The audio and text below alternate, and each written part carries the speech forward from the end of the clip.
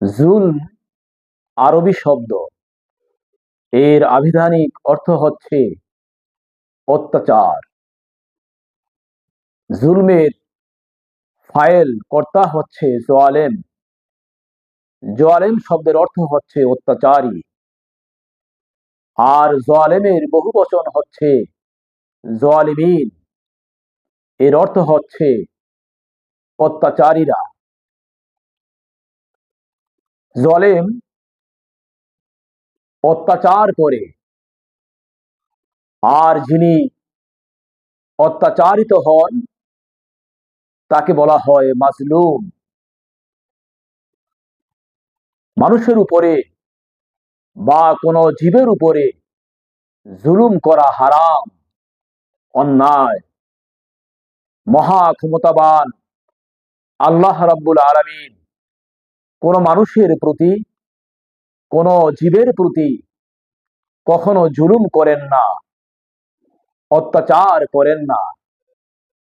এবং তিনি তার বান্দাদেরকে নির্দেশ দিয়েছেন কোন মানুষের প্রতি এবং কোন জীবের প্রতি জুলুম অত্যাচার না করার জন্য।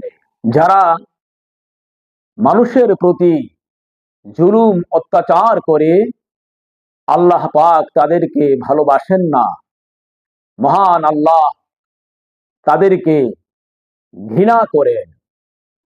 এ বিষয়ে পবিত্র কোরআনুল কারীমের সূরা আলে ইমরানের ৫৭ নং আয়াতে কারিমায় মহান আল্লাহ রাব্বুল আলামিন ইরশাদ করেন, ওয়াল্লাহু লা ইউহিব্বুজ জালিমিন।